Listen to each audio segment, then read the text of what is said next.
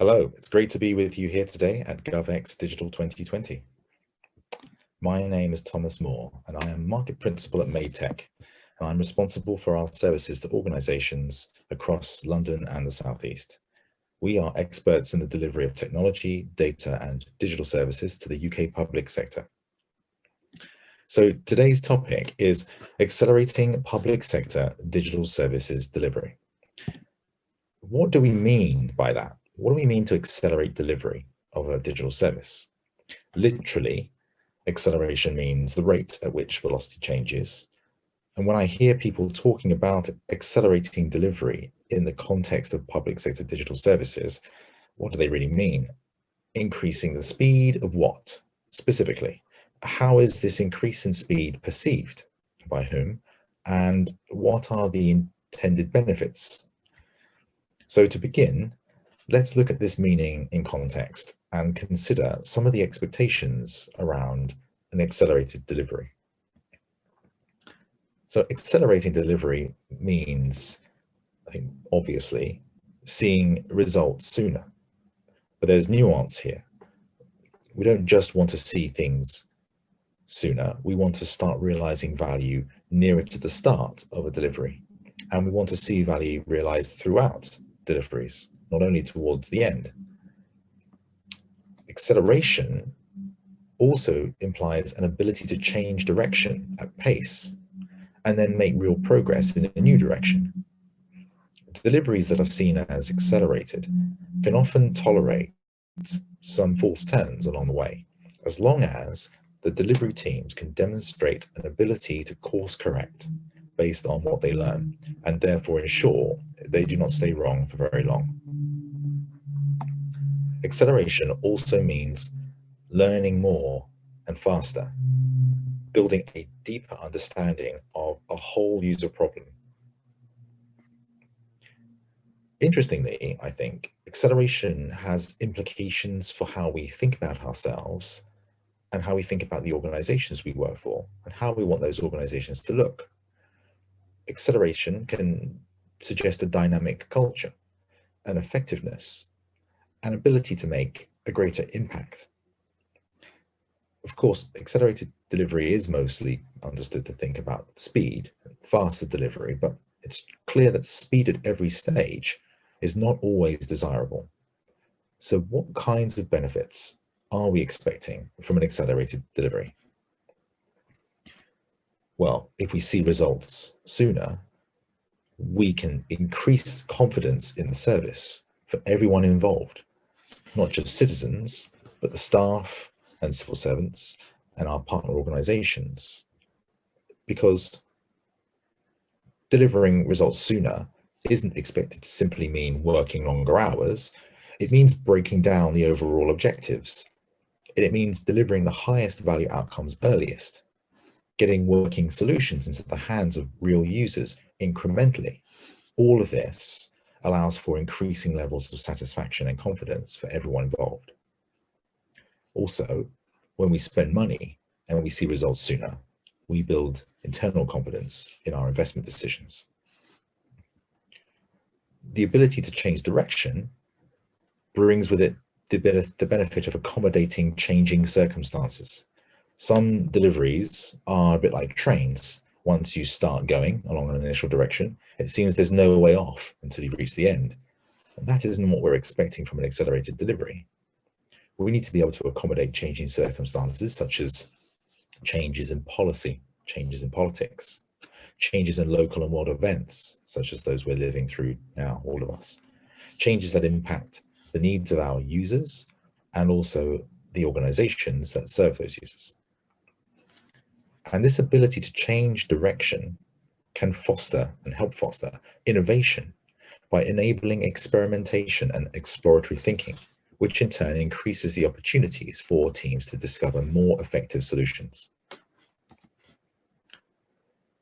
If we learn more faster, then this lays the foundations for teams to make better informed decisions and avoid pitfalls and find the most beneficial path to reach the desired outcome.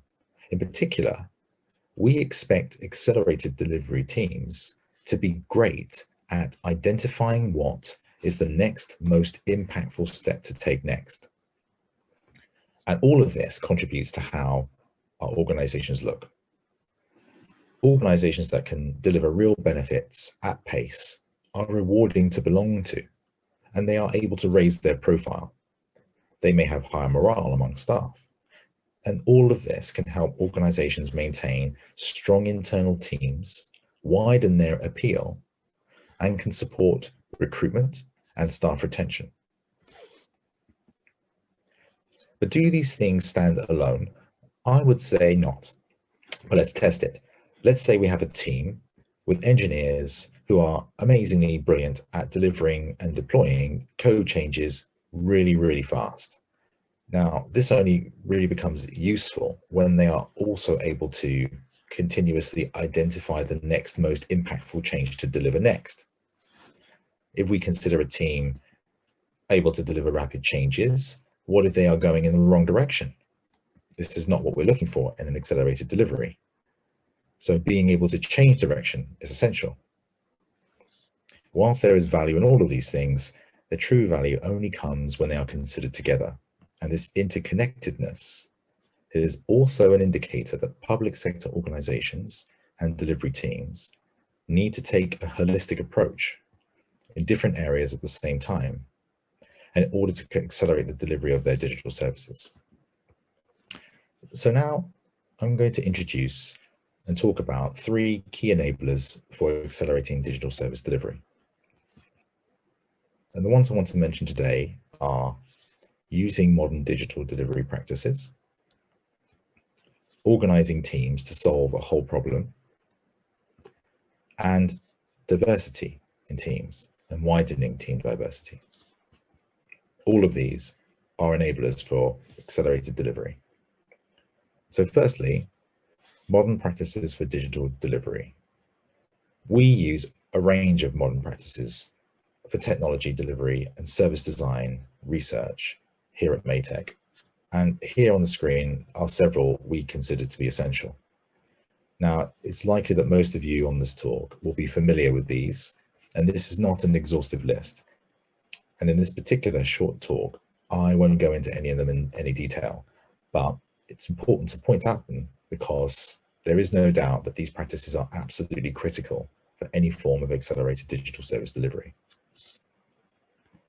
What I'd like to spend a little bit more time talking about today is around organizing teams to solve whole problems. So let's look at that. It's something we've spoken about here at Maytech before in other talks. You may be familiar with Conways Law, and this states that organizations tend to design internal systems that mirror the communication structure of the organization itself. And for digital services to succeed, they must solve a whole problem for their users. So where many organizations would love to deliver user-centered digital services that solve a whole problem for their users, often there are existing internal systems and relationships and processes that just aren't set up to support that newly designed digital service journey. So by organizing our people and interactions between people and teams with the intent of solving a whole user problem, and doing that before we start to work on any existing internal systems, then our solutions are more likely to become an emergent property of the architecture, and we are less likely to be held back by or fall into previous ways of working. So this approach is sometimes called reverse Conway's Law. This is an example where, whilst it can take time and care first to organize teams around new and changing services, which is challenging, the reward here is an accelerated delivery can reap outcomes at the end, which otherwise would be held back by old ways of working. So let's talk about widening team diversity. Now, from our own personal experience at Maytech, we strongly believe widening the diversity of the teams that we assemble is an often overlooked enabler for accelerated public sector digital service delivery. And this is not just because of obvious reasons around diversity, and it's not just because public sector organizations serve every kind of person in society. It's because we see that diverse teams help avoid any number of challenges, particularly around conformity. They encourage innovative thinking. We're talking about representation across disciplines, which is standardized in GDS patterns for delivery, for example, already. But we're also talking about teams formed across organizational boundaries, age differences, gender differences, race and faith differences. By avoiding conformity and encouraging innovative thinking, we come up with better solutions. Teams with diversity in them help check biases that predisposition teams, towards the same kinds of solutions. And this helps improve the accuracy of joint decisions. But don't just take our word on it. There is a growing body of academic business research that supports this view and the benefits that forming non-homogeneous teams can bring. So let's talk now a little about an example of what an accelerated digital service delivery can do. MadeTech have worked on the NHS virtual hospital visits service. We're all living through COVID now, and when it began, hospitals shut their doors. Communication between patients and their loved ones and ward staff and doctors was lost. Sonia Patel, who is the CIO of London North West Healthcare NHS Trust, sent out a tweet inviting companies to help. We responded and we assembled a 7-person digital service team.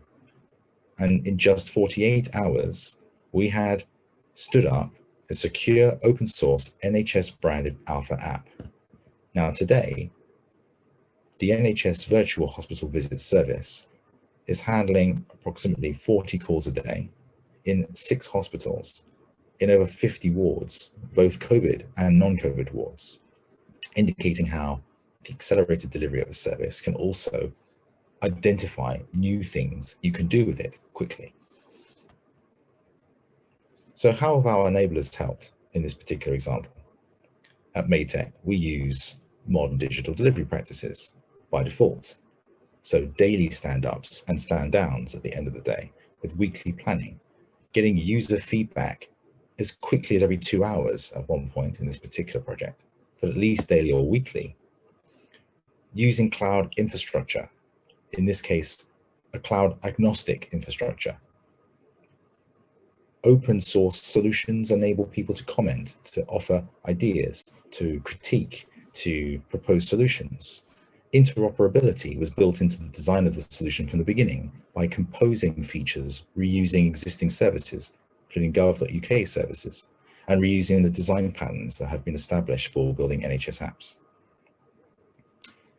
Organizing a team to solve a whole problem. In this case, we had the advantage and were able to form a team comprising everyone needed, from the project lead provided to us, the service designer we provided in our technical specialists. We were able to work directly, daily, with frontline clinical and ward staff, with real users of the service. It's a very poignant example is where a member of NHS staff in a hospital was using the service to speak with their relative who was in the ward in the same hospital whom they couldn't reach. This hugely contributes to everything the solution ended up to be, because it had everyone's involvement at the beginning working together in the way that they wished the service to work in the ward and for the users who were outside the hospital. And then finally, diversity in teams. Obviously, all our teams are multidisciplinary, but also they were cross-boundary, and they were representatives from all walks of life, with open collaboration encouraged and supported throughout. So thank you for your time. And I hope you can join us for the Digital Services panel at GovX Digital 2020. And if you wish to keep up to date with all things MadeTech, you can find us online and on Twitter.